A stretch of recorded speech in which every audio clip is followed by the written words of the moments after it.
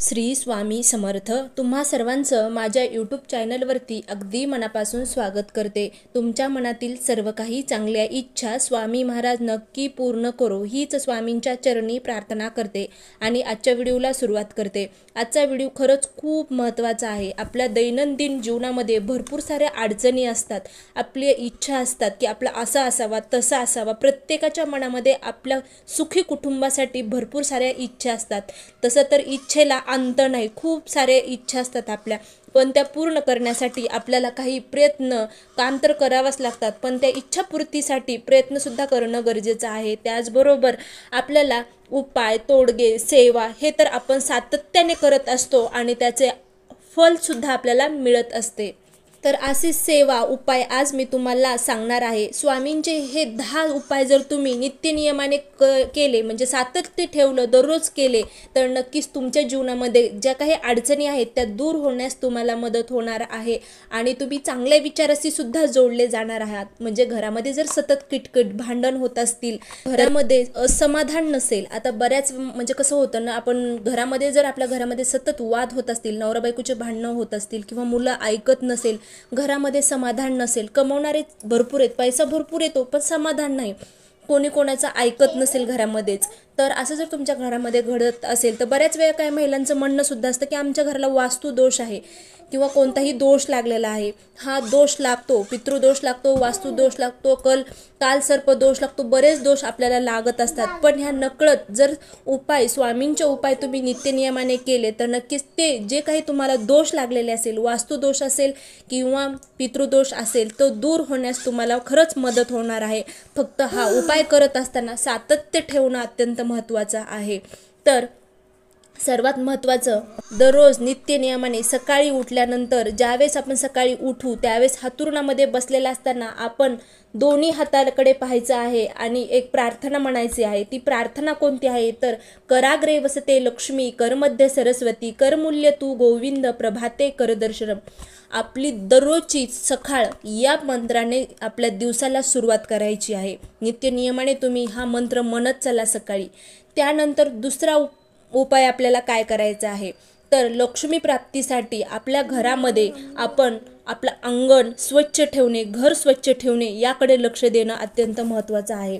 जर का तुम्ही दररोज नित्यनियमाने आपलं घर, अंगण स्वच्छ ठेवलं तर नक्कीच लक्ष्मी माता आपल्या घरामध्ये प्रवेश करणार आहे आणि लक्ष्मी माता ज्यावेळेस आपल्या घरामध्ये प्रवेश करते ना, त्यावेळेस सुख, समृद्धी, ऐश्वर्य घेऊनच ती आपल्या घरामध्ये प्रवेश करते. आपल्या घरामध्ये जे काही किटकिट, वाद आहेत ते दूर होतात जर का लक्ष्मी माता आपल्या घरामध्ये प्रवेश केला तर.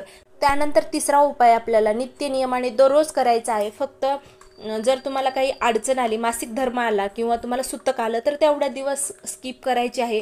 तर ती सेवा कोणती तर नित्यसेवा. दररोज नित्यनियमाने आपल्या घरामध्ये नित्यसेवा झालीच पाहिजे. आपल्या हातून दररोज आपली कुलदेवी, कुलदैवत, आपले गुरु, आपले इष्टदैवत यांची सेवा होणं अत्यंत महत्त्वाचं आहे. जर का तुम्ही या सेवा, ही नित्य सेवा जर तुमच्या घरामध्ये म्हणजे होत नसेल तर तुमच्या घरामध्ये नक्कीच दोष लागेल, पितृदोष लागेल, वास्तुदोष लागेल, त्याचबरोबर माता लक्ष्मीची कृपासुद्धा राहणार नाही. त्यासाठी आपल्याला नित्यनियमाने आपल्या नित्य सेवा करणं अत्यंत महत्त्वाचं आहे. त्यानंतर चौथा उपाय काय करायचा आहे, जे छोटे छोटे उपाय आहेत, पण बऱ्याच महिला देवपूजा 1 दिवस करतात, परत 4-5 दिवस करत नाही, परत त्यांना आठवण झाली की देवपूजा करतात. तर अशी चूक करू नका, तुम्हालाच त्याचा दोष लागत असतो. त्यासाठी नित्यनियमाने आपली नित्यसेवा करणं अत्यंत महत्त्वाचं आहे.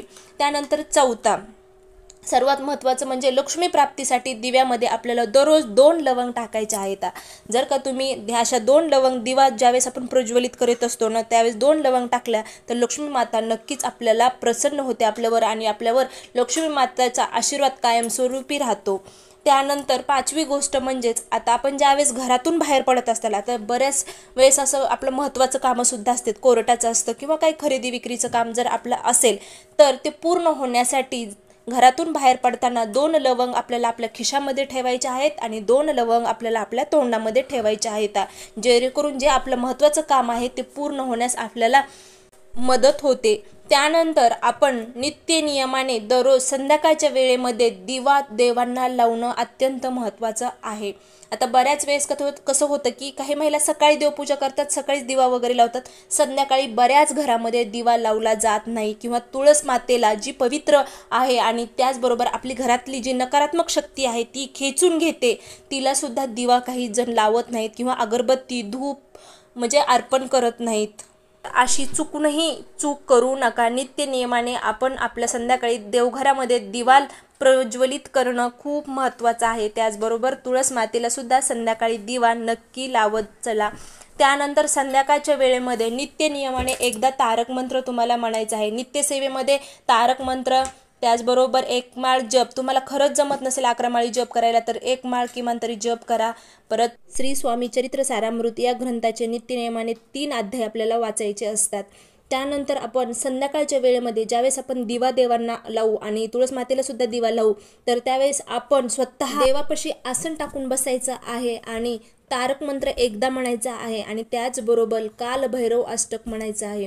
खरंच तुम्ही जर नित्य नियमाने काल भैरव अष्टक जर संध्याकाळच्या वेळेमध्ये म्हणलं दिवे लावणीच्या वेळेस तर नक्कीच तुमच्या घरामध्ये कधीही वाईट शक्ती प्रवेश करणार नाही। त्याचबरोबर लोकांची जी वाईट नजर असते ना आपल्या घरावरती ती सुद्धा कधीही लागणार नाही। म्हणजे थोडक्यात आपल्याला सगळ्या वाईट नजरेतून वाईट दोषातून मुक्तता, त्याचबरोबर आपल्या भोवती एक कवच सुरक्षतेचं कवच निर्माण होते, तयार होते। ते म्हणजे आपण ज्यावेळेस कालभैरव अष्टक पठण करू त्यावेळेपासून।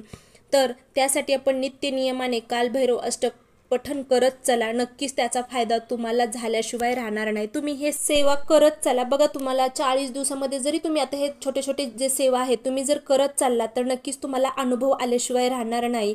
कसं असतं सगळ्या गोष्टी आपल्याला कळत असतात पण ते आपल्याला म्हणजे नकळत हातातून सुद्धा चुका घडतात की बाबा राहू दे, आज करता येईल, उद्या करता येईल, पण तुम्ही करा, नक्कीच त्याचा फायदा तुम्हाला होईल। तर ह्या सेवेमध्ये सातत्य ठेवा, नक्कीच तुमच्या घरामध्ये बदल घडून येतील, सुख शांती समाधानी राहताल। तर या प्रकारे आजचा व्हिडिओ होता। खरंच व्हिडिओ आवडला असेल तर नक्की लाईक करा, शेअर करा आणि सबस्क्राईब करायला मात्र विसरू नका। श्री स्वामी समर्थ, जय जय स्वामी समर्थ। अवधूत चिंतन, श्री गुरुदेव दत्त।